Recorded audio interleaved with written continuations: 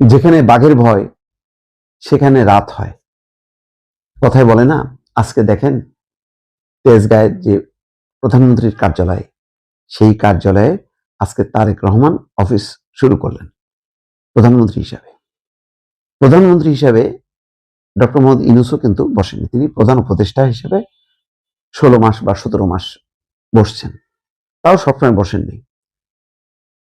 তারেক রহমান প্রথম 2 দিন সচিবালয়, আর আজকে শনিবার তিনি বলছেন শনিবারও তিনি অফিস করবেন। তার মানে তিনি অনেক বেশি বেশি কাজ করবেন, এটি পরিষ্কার করলেন। তার ক্যাবিনেট, তার এমপি দল সবাইকে বললেন বেশি বেশি কাজ করতে হবে, অনেকগুলো লক্ষ্য অর্জন করতে হবে। আমি ভাবছি অন্য কথা, সেটা হলো এই প্রধানমন্ত্রীর কার্যালয়ে 16 বছর বসেছেন শেখ হাসিনা, আজকে শেখ হাসিনার চেয়ারে তারেক রহমান। এটা সহ্য করতে হচ্ছে বা দেখতে হচ্ছে দিল্লিতে বসে শেখ হাসিনাকে, শেখ হাসিনার অন্যান্য তার অনুগ্রহ ভাজন মন্ত্রীরা, শুভাকাঙ্ক্ষীরা, তারাও দেখছেন একটা দৃশ্য যে তারেক রহমান আজকে শেখ হাসিনার চেয়ারে বসে প্রধানমন্ত্রিত্ব করেন। 15 বছরে আমার যে অভিজ্ঞতায়, তাদের সাংঘাতিক রকম আতঙ্ক ছিল তারেক রহমানকে নিয়ে, কারণ তারা জানে দণ্ডমুণ্ডের কর্তা বিএনপির আসলে শেষ পর্যন্ত তারেক রহমান। যেহেতু বেগম খালেদা জিয়া শেষ 5-7 বছর তার শারীরিক অবস্থার অবনতি হয়েছে, তিনি আর কর্মক্ষম হবেন না, ফলে তারেক রহমানই দায়িত্ব নেবেন। এই কারণে যে ইনস্ট্রাকশন গুলো পাওয়া যেত যে তারেক রহমানের বিরুদ্ধে সব মানে একেবারে সব সময় কঠিন ভাবে বক্তব্য রাখতে হবে, রিপোর্ট করতে হবে, বেগম খালেদা জিয়াকে ছাড় দেওয়া যাবে কিন্তু তারেক রহমানকে ছাড় দেওয়া যাবে না, এইরকম একটা মনোভাব বহুবার দেখেছি। এবং এই কারণে দেখেন ওই যে তুই তামারি করে বলা হতো, তোর যদি বুকে সাহস থাকে, শেখ হাসিনা বলতো না, তাহলে দেশে আয়, দেশে এসে আইন আদালত ফেস কর। আমাদের সুশীলরাও, তথাকথিত সুশীল সাংবাদিক বা মানুষজন, তারাও বলতো যে তারেক রহমান যদি এতই সাহসী হন বা তার অভিযোগটাকে মিথ্যা প্রমাণ করতে চান, তাহলে তিনি এসে আইনকে ফেস করেন না কেন? আরে ভাই, আইনটা তো এখানে ফাঁদ, মানে পাতা ফাঁদ, আইনের নামে একটা জাল বিছায় রাখছে, যেই জালে আসবে আর ওরা কিচ্ছু না, জাস্ট ফাঁসিতে ঢুকাবে। এইভাবে জামাতের বহু নেতাকে শেষ করে ফেলছে। বাকি ছিল বেগম খালেদা জিয়া, তাদের টার্গেট ছিল, তাদের টার্গেট ছিল তারেক রহমান। তারেক রহমানকে তো তারা যাবজ্জীবন কারাদণ্ড দিছে। তারেক রহমান যদি এই দণ্ড মেনে নিয়ে বাংলাদেশে আসতো, ওই দণ্ডটা উচ্চ আদালতে আসলে এই ওবায়দুল হাসানদের মতন প্রধান বিচারপতিরা বলে দিত মৃত্যুদণ্ড। এই কাজটাই বাকি ছিল, এই কাজটাই হতে পারেনি। হয় না, আপনি ষড়যন্ত্র এমনই, এটা এক পর্যায়ে করতে করতে এক পর্যায়ে এটা ধরা খাবে, কারণ এটা তো কোনো নৈতিক বেস ছিল না, শুধু ছিল হিংসা, প্রতিহিংসা এবং অন্য পক্ষকে, বিরোধী পক্ষকে দমন করো আর সারা জীবন ক্ষমতায় থাকো। এই নীতিতে চলতে যে আজকে দিল্লিতে বসে, দিল্লিতে পালিয়ে যে সেখানকার সুরক্ষিত ভবনে আজকে সেখান থেকে বসে বসে দেখতে হচ্ছে যে তেজগাঁয় তার 15-16 বছরের যে চেয়ার, সেই চেয়ারে আজকে তার সবচেয়ে যাকে ঘিরে তার আতঙ্ক ছিল, ভয় ছিল, সেই তারেক রহমানই তার চেয়ারে বসে এখন প্রধানমন্ত্রিত্ব করছেন। এটাই বলে যে যেখানে বাঘের ভয় সেখানে রাত হয়। আর একটা হলো নিয়তি আপনাকে যদি থাকে, আপনার কপালে লেখা থাকে, এটাকে আপনি খণ্ডাইতে পারবেন না। আজকে তাই হলো। দেখেন, এটাই হচ্ছে শেখ হাসিনা যতদিন বেঁচে থাকবেন, তিনি বয়সের শেষ প্রান্তে, আর কতদিন তিনি বেঁচে থাকবেন যায় না, কিন্তু এই যে শেষ মুহূর্তগুলো তার মানে দেখতে হচ্ছে, নির্বাচন দেখলো, একটা শান্তিপূর্ণ নির্বাচন দেখলো, তারপরে বিএনপির পক্ষ থেকে তারেক রহমানের ক্ষমতা গ্রহণ এবং প্রধানমন্ত্রিত্ব তাকে দেখতে হলো। বেগম খালেদা জিয়া নেই, তারপরেও কিন্তু তারেক রহমান রয়ে গেল এবং তার চেয়ারেই বসে প্রধানমন্ত্রিত্ব শুরু করলেন আজ থেকে। এটাও বলা যায় একটা ঐতিহাসিক দিন হিসেবে চিহ্নিত থাকবে। দর্শক, বাংলাদেশের এই নির্বাচনের পর ভারত একটু স্বস্তি বোধ করছে, সেই কারণে আজকে ভারতে একটা ব্রিফিং হয়েছে গতকালকে।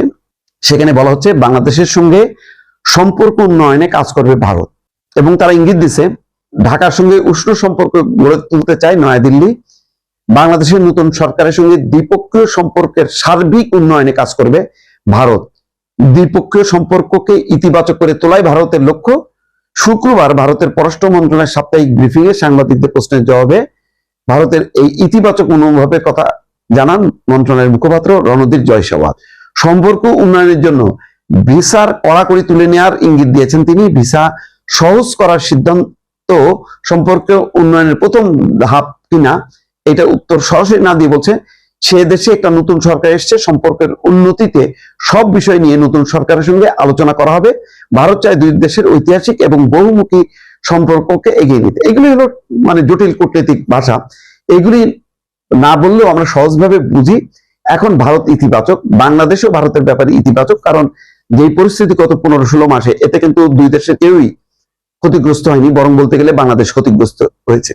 এক শ্রেণীর রাজনৈতিক মববাজরা তারা এমন একটা ধোঁয়া তুললো যে ভারতীয় আধিপত্যবাদের বিরুদ্ধে যুদ্ধ করতে হবে, এই সমস্ত কথাবার্তা বলে এক ধরনের অচল অবস্থা ভারতের সাথে সম্পর্কের ক্ষেত্রে।